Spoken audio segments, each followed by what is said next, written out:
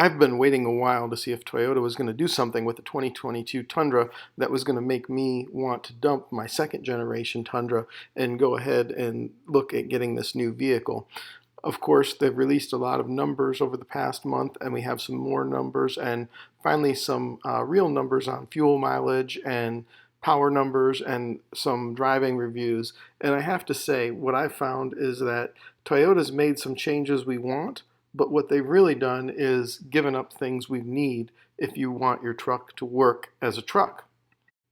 No doubt, Toyota added some cool stuff like the new V6 twin turbo, which gets more horsepower by just a little bit, but significantly more torque, almost 80 more torque than the current engine.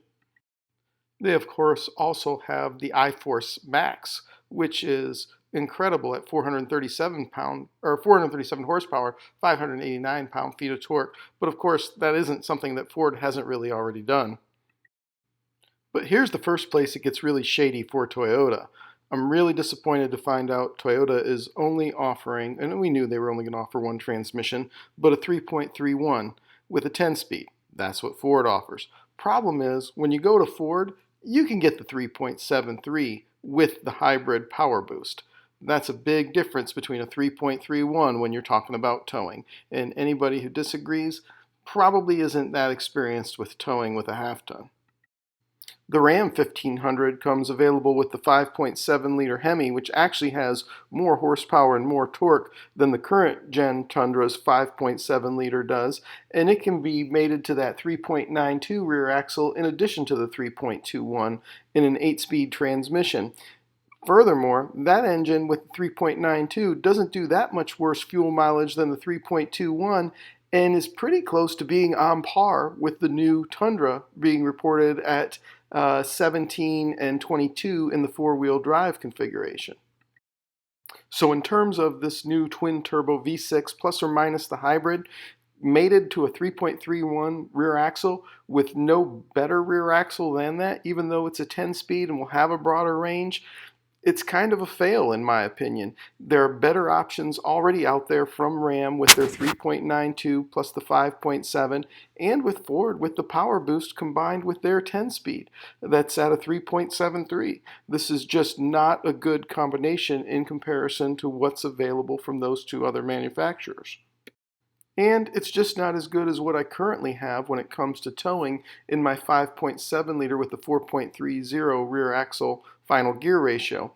And that's why Ram and Ford offer a 3.73 and a 3.92, because they know the benefits of that for people who tow outweigh the gas benefits and savings that you might get from that 3.21 or 3.31 rear axle.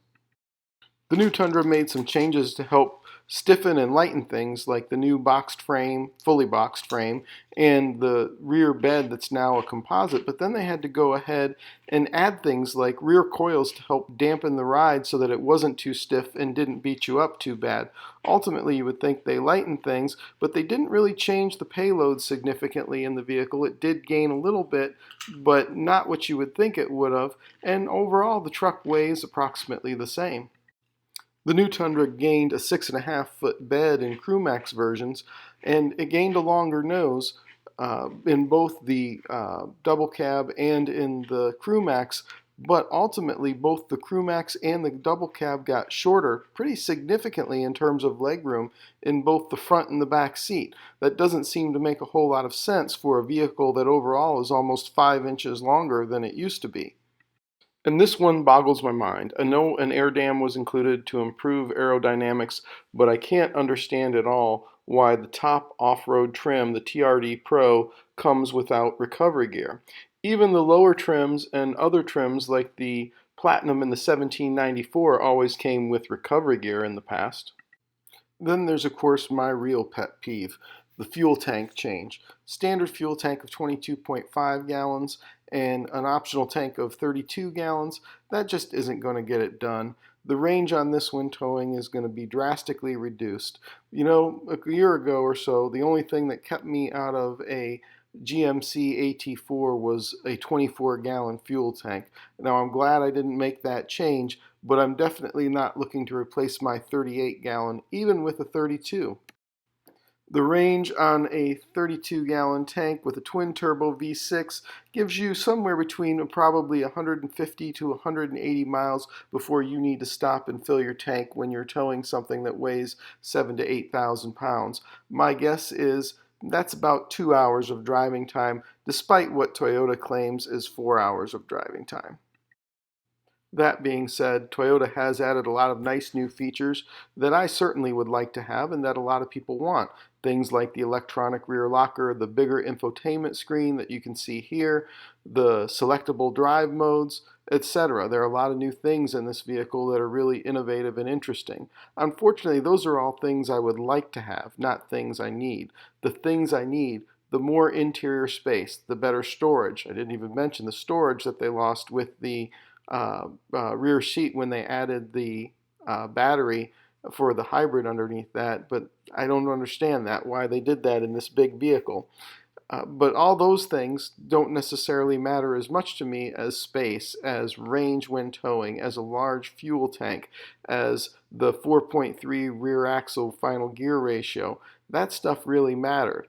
And so that's why this vehicle for me right now, until they make some changes to it, will be a no-go into the future, unless I see something that really surprises me. But there have been no surprises so far. This is exactly what I expected. They built a Ford, and now Toyota is marketing themselves as essentially, we also happen to make an F-150.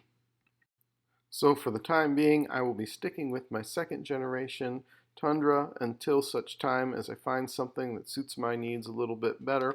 Hopefully Toyota does something innovative in the future and brings in a diesel powertrain or goes back to a V8 mated to this new 10-speed, and we can see what kind of power they produce then.